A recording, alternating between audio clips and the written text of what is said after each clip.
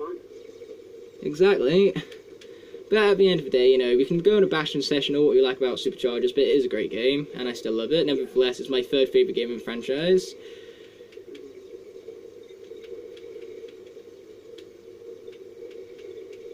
But yeah, I'm glad to be playing SWAT Force again, mostly because I feel like SWAT Force has the best gimmick in the whole franchise, with the swapping tops and bottom halves. I mean, the Giants didn't really work well as a gimmick. Giants' main problem with that is that when it first came out, it was so critically acclaimed, like people were saying it was the best in the franchise when it came to Giants. But since then, like, people have actually kind of seen it for what it is, and that's mostly just an expansion to Spider's Adventure. That's pretty much what Giants is. Pretty much just a sequel. Like, you wouldn't really understand much of the story if you played SSA. I feel like what he could have done is they could have just made Giants DLC to Skylanders Spider's Adventure and then just released the 16 new characters that year, so that then he could have played as the Giants and the Cores and the previous Spyro's Adventure levels, as well as have the Giants levels made available to you. Like, I feel like that would have been a great way to introduce it, but that just wasn't meant to be. Yeah, you could have had, like, an update, kind of like Superchargers and Imaginators, and then with tons more levels to play as, tons more story, and then release the characters with that. So another question: as for when it comes to variants, what variants do you like most? I actually really like the Legendaries and the Darks. Yeah, they're great ones. Like, when it came to the Legendaries, I liked them originally, but then when they swapped it up in Skylanders Imaginators, I liked them even more, because I actually really like Red and Gold, and I'm glad that they decided to change it up, give them, like, a new, fresh taste and stuff like that. Yeah. I felt like that was pretty good, but with Tri-Tip, it worked really well, but with Pit-Boss, it didn't really work that well, to be honest. Yeah, I feel like they should have done some other character for a legendary, but which one I can't quite remember off the top of my head. And then there's Heartbreaker Bookshot. I am heartbroken that that guy was not released. Agreed. I mean, like, his design was very, very cool. It would be really cool to have that. Skylanders and the Earth element are stronger in this zone. But yeah, I'm trying to remember, like, when other Skylanders were cancelled in the past, but I'm pretty sure, like, Heartbreaker Bookshot has been the only Skylander ever to be cancelled. Yeah. I mean, sure, there were prototypes like Tarclops, but that was Zap now. So. Trust me, I prefer Zap to Tarclops any day. Yeah. Yeah, Tarclops just kind of looks like. It just kind of looks like oil. That's not really all it was. It wasn't as creative as Zap. Yeah, it's just very bland, I feel. Yeah. But the thing with Zap is that, like, I have a newfound, like, love for him, pretty much, because, of what I found out about his Wow Pal, the fact that his Wow Pal for name is, dedicated in memory to someone who was a Super Skylanders fan, whose favourite character was Zap, but unfortunately, you know, he died of cancer at the age of 4, and that's just very sad, but I just find it very heartwarming that, you know, he had Zap's Wow Pal named after him. Yeah, that's really good.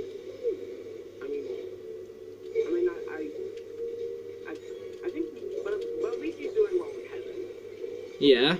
My current will is basically sing the Supercharger song at my funeral and make a Series 3 Igniter with my name in the Wow Pal. That would be pretty cool.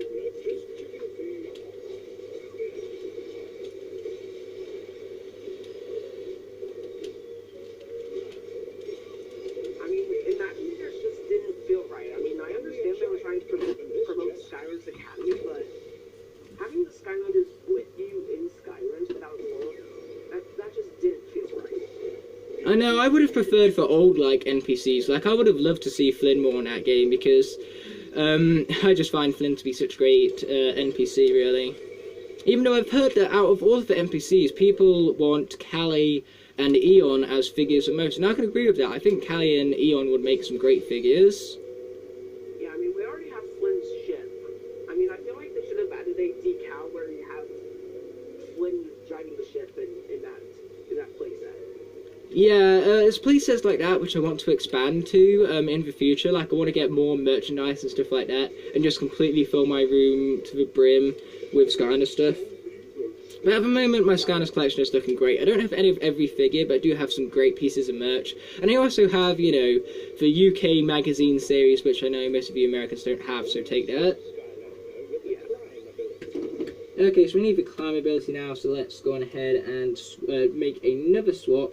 And this time we'll go with Stink Buckler.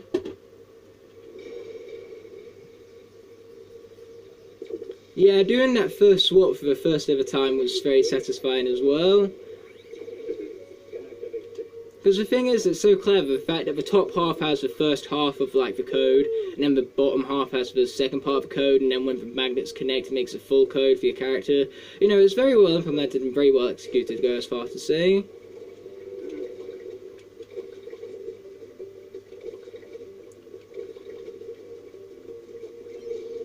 Oh darn, I just got hit. Yeah, I'm not looking forward to those swap zone challenges because of course I need to avoid getting hit in those ones. And considering I just got hit like 2 times in the first wave of the first challenge, I'm not looking forward to the other ones, needless to say, when it gets harder and more intense.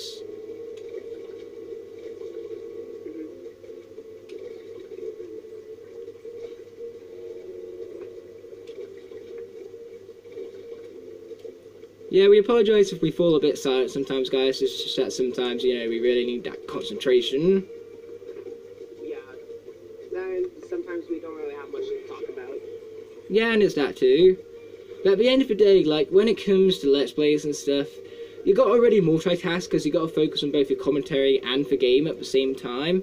But the thing is that you cannot actually physically multitask. You can, your brain is just very good at swapping between tasks very quickly.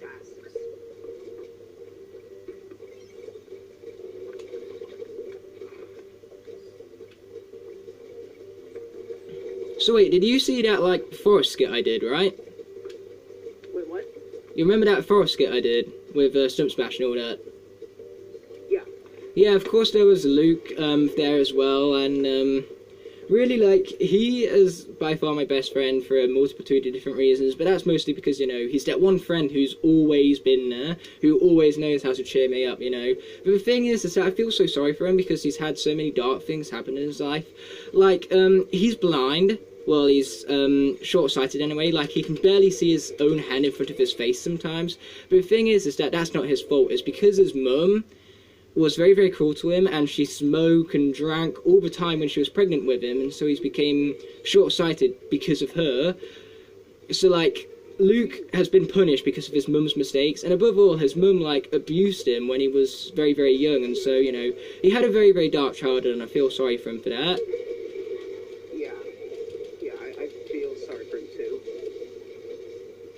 Because that's the thing, like, when you learn about people like Luke who's had stuff like that, you know, you start to appreciate your own life a whole lot more. Because you realise, you know, how much better off you actually are. Yeah. I mean, next time you see him, tell him I said hey. Oh, yeah, I'll say that, alright. I'll say, this random dude called Tech Me Intelligent said hi. You know what, he'll probably get quite intrigued by that because he loves tech. Like, his channel is basically revolved around tech and tech reviews and stuff like that. So, you know, knowing that someone called Tech Me Intelligent said hi to him, I think he'll actually quite like that. Yeah.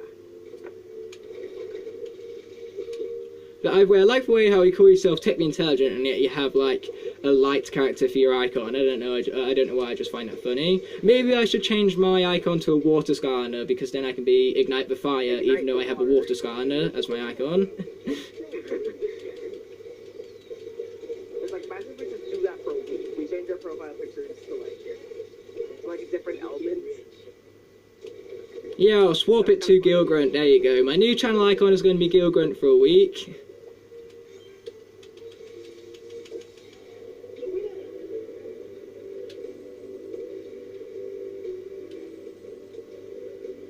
And wow, we're almost done with the first level already right here.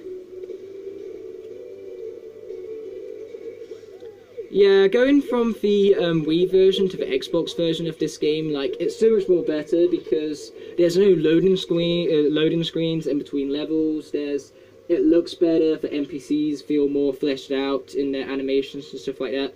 So I'm actually really glad to be going back to this on the Xbox 360 because the Xbox 360 is by far the best version of this game except for the PS4. Yeah, I mean, PS4 is pretty much graphics and stuff. Yeah, the thing with PS4 is that the PS4 has always been the best way to play Skylanders purely because it is the most powerful console, or at least it was. But at the same time, it was also good to have things like Superchargers and Imaginators on the Nintendo systems as well because of the Nintendo mascots being on there. And how different do you think the franchise would have been if, if they actually kept it Nintendo exclusive like it was originally going to do with Skylanders Spyro's Adventure? I don't think it would have done as well as it does, as well as it has, because, there's some people that either can't afford Nintendo consoles because they're really expensive, to be honest. And like people would look at it like, oh, it's pretty much just only for kids. Yeah, they wouldn't have as much variation in players, and that would also mean that because, they'd have less people to market towards, that I feel like their figures would also be more expensive, because they need to depend on the Nintendo market only. And like Skylanders, I'm not gonna lie here, as expensive as it is, so I don't really need it to become even more expensive, but that's the thing, sometimes things are worth paying for, and that's what Skylanders is in this case. Sure, it's expensive, but I don't mind paying for it because it's good.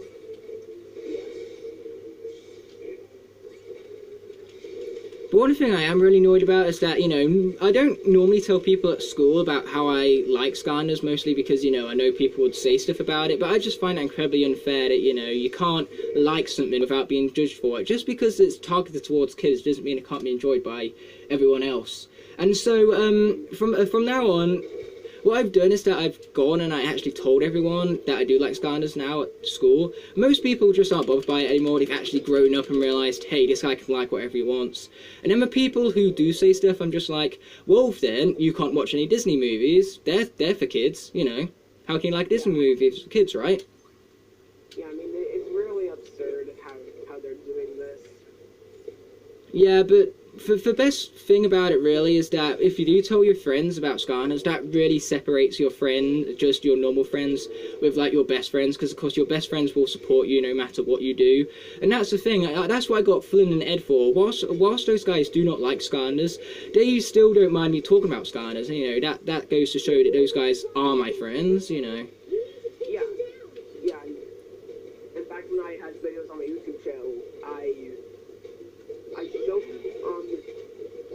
my best friend's friend had a little thing cake, and so pretty much he was like, oh yeah, as you can see, he's still in Skylanders, but I didn't really like make fun of me for it. He was just like, oh yeah, he's still in Skylanders.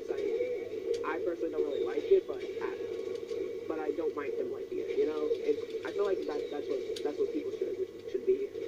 Yeah, absolutely. Like, I'm absolutely okay with someone not liking Skylanders, that's just your opinion, but you can't offend me for liking it just because you don't, your opinion isn't universal. There's no such thing as a universal opinion. And the thing is that you should embrace each other's opinions, not like use them against people, because that's the thing. Opinions is unique. It's what makes you unique, and it's what makes you humane. Why would you take away someone's humanity because of an opinion? Yeah. Yeah, I mean, there's this one evil organization in the game where, like, they're just focused on their goals no matter what, or, like, not looking at other people's opinions. Like, you really shouldn't do that. And that's kind of like what most people in the world are doing today, I feel like. Well, put it like this, the world is better than what it used to be. I mean, like, look at women. Women used to have way less rights than men. I mean, like, women for the longest time couldn't even work for themselves. And I'm glad that now we've actually become much more of an equal society, because it's not fair for someone to be looked down upon just because of their age or gender or race and stuff. Or whatever, yeah. So you're the guy, huh? And, you know, opinions should be treated like that, I feel. It's Rufus. Don't disparage, eliminate. You know what I'm saying? Don't discriminate or eliminate. Rufus, where's the chieftain? I feel like that could be some sort of motivational message or something. Yeah, exactly. This has been like one deep episode. Thanks to this. We're going to need Yeah. the Skylanders. It's pretty much a podcast right now. Yeah, it's a podcast with some Skylanders Spot Force gameplay, which makes it a million times better because, you know, Skylanders is awesome and fun. Mm-hmm. Yeah, I mean, I'm playing Giants on 3DS right now. Oh, what a great and wise choice. Yeah, my favourite 3DS game out of all of them was definitely Swap Force. That was the one I enjoyed the most, and I felt like it was the most fleshed out 3DS game. Yeah, Swap Force was really good. The hit bros over there have been Back trying to open some that magic 3DS door villains for years. in the main story, like how they do with Count Moneybone. I'm so glad that Count Moneybone returned in Skylanders Superchargers for the console version as well, because like having these unique villains on the 3DS is great, but the problem is that most of them we never saw again. But the fact that we got to see Count Moneybone again was great nevertheless. Yeah. And the Dream Sheep was it. I mean, I didn't really find them very entertaining, but would be pretty cool to see him as like a side villain. When it came to the Dream Sheep, I didn't care about the Dream Sheep himself, but as for the dragon I loved. Mm-hmm. Yeah, the dragon was way better than the Dream Sheep. Yeah. Yeah, I mean, the dragon was pretty much the one doing all the work. And he got none of the rewards from it, because that's what I hate, you know, when everyone else does all the work and they don't get the rewards for it. Because, you know, if you do the work, you deserve to reap the rewards from it, not someone else. Yeah. And that's pretty much the situation in every group project at school. When it comes to group work, I've never really been the greatest at that, but, Yeah. the thing is that what I do is I do still contribute, but what I normally wind up doing is that I normally let everyone else come up with the ideas and stuff, and then I actually present them, because I'm a better presenter than what I am, like, coming up with ideas pretty much. Well, that's the case, then I should give you some video ideas, because I don't know if you've seen Crash's One Sentence Skylander review or not, but I came up with that, and it did actually pretty well, so... Yeah, I've seen that, and when he mentioned you, I was like, oh, yes then, that's my boy, Timmy Intelligent, yo. So yeah, that was a great video of his, nevertheless. Yeah. Yeah, it actually did really well. It actually did better than I expected. One of my most popular top 10s, my top 10 hardest rope challenges, was a video requested by a subscriber at the time, so yeah. I do take into account a lot of suggestions, and in all fairness, I do need them at this point, because I'm going to be completely honest here, I am starting to run out of ideas. Okay. So yeah, ideas would be great. Yeah. Well, that's what podcasts are pretty much for. Sharing your thoughts on stuff and making some videos out of it. Yeah. I remember when I first started, I was so nervous about things, like, I know I stutter quite commonly a lot, as it is, but back then I used to stutter so much more, but since then, you know, my confidence has grown a lot, and the thing is that I'm a very confident public speaker. I will happily make speeches and stuff, and tell other people about them. Like, I've never really been too nervous about that, mostly because, you know, if I mess up, so what? One small failure, no one's going to judge me for it, and if they do, that's their problem, not mine. So, you know, I've always had that confidence, really, and that's why, when it comes to group work, I prefer presenting the stuff rather than making the stuff. Yeah, I mean, I remember one time in, like, 2nd grade, where I had to do, like, some sort of speech, and I didn't tell my dad about it until, like, a few days before. And then, like, he gave me some tips on how to do it, and then I actually did really well, like congratulating me on how well I did. Yeah, that happened with me. Like, I made an English speech, and this is for my GCSE grade, and so I made an English speech on boxing, and it turns out I was one of the best people in the class for it. Like, I had no idea, I knew it was going to be good, but I had no idea that it was going to be that good, if you know what I mean. Yeah.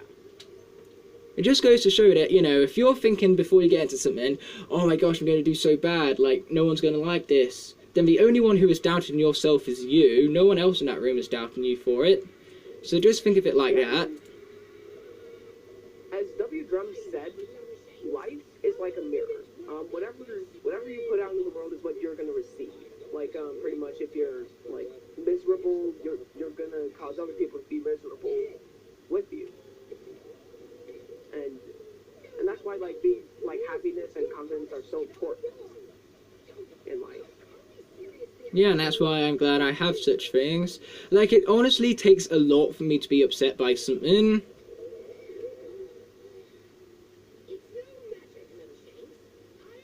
But the thing with me is that the thing that really kind of upsets me the most is pretty much isolation. I hate feeling isolated from people. I like being part of a group, and that's, you know, one thing I'm always longing for. I'm always longing for companionship. So when I don't have that, that's normally what upsets me.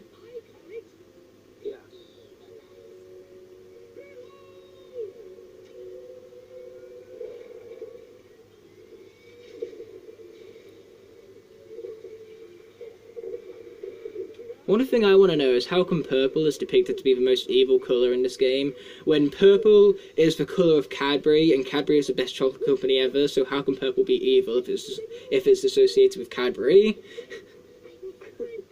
The thing is that I went to, like, a Cadbury world, it was called, and it's basically where we learned a lot about the history of Cadbury, and it turns out that they chose the colour purple, because back then, when they were, like, first starting to make chocolate, purple was a very rich colour, and it kind of implied, you know, a very good taste in chocolate, so that's why they chose that colour in specific. And since then, you know, I love Cadbury chocolate, so I've always associated purple with Cadbury.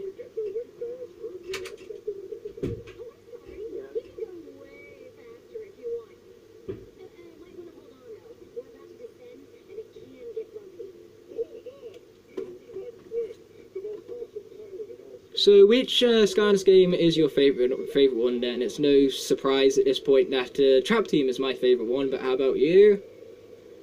Probably either Swap Force or Trap Team. While I hate the fact that only the Trap Masters could open up gates, I mean that's like the one downfall that they made. That was the only thing that ruined that game for me. Like, if it weren't for those elemental gates being Trapmaster only, I think that game would have been perfect for me. Like, that's the only thing stopping it from being perfect, in my opinion. Yeah.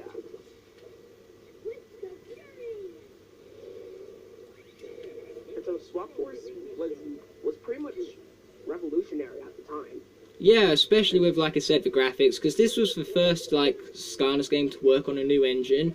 And that actually reminds me of the, like, news we've had around Skylanders 7, with it being, like, perhaps, maybe, on the Unreal Engine, if this is what Toys for Bob is working on. But the thing is that I've actually developed a lot of theories myself around it, and Activision own more than just Call of Duty and Skylanders and stuff, because the interesting thing is that Activision actually own the rights to the Transformers games, and so that got me thinking, for Unreal Engine, that seems like something that would work really well for a Transformers game, maybe. And not to mention, you know, they have all these things like ZBrush tools and stuff like that to make, like, 3D sculpts of toys.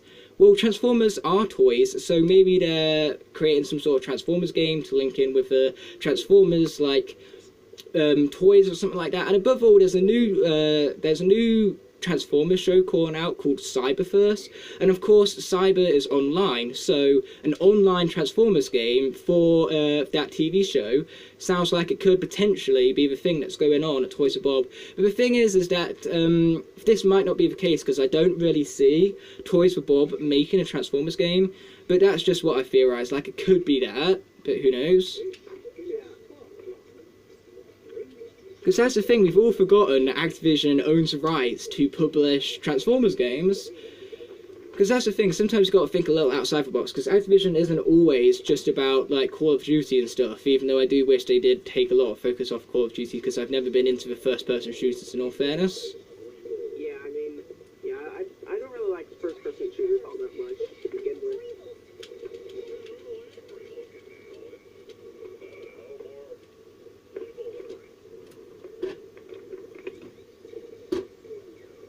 Okay, it's time to ignite the fire, because we have a fire gate right here. I don't know why I love warping my name into things so much, I just love those poems where I can warp my name into it. Skylanders of the fire element are stronger in this zone.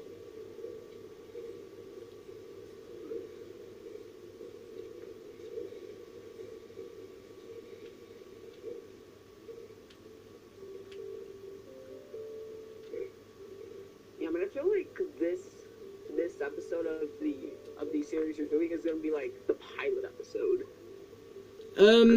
What I'm doing is that I'm doing like long recording sessions. So like this recording session is going to take us up to the end of chapter 2, which is what I'm on currently. And then like I'm going to split up these sessions into about approximately 25 to 30 minute like slots. And so that's pretty much how it's going to go. So like for the start of the first chapter would have been the pilot episode. And as for this series, it is going to be a daily one, except for Sundays, because Sundays is, of course, Sky, Glitchlanders, and the other one, Sabotage, that's it. Can't believe I forgot that one, especially since Sabotage is actually my favourite series running at the moment. I love the Sabotage series. Sabotage is actually pretty cool. That's a really good series. Yeah, I've tried to get other SkyTubers in on it, and some of them have taken, like, slight interest. But, you know, it's just something I wanted to do to try to, like, engage with you guys some more, so then you guys could, like, challenge me, and then I could get really frustrated by it, pretty much. Yeah. And So far, though, Sabotage has been one of my most popular series. reaction channels do so well, apparently.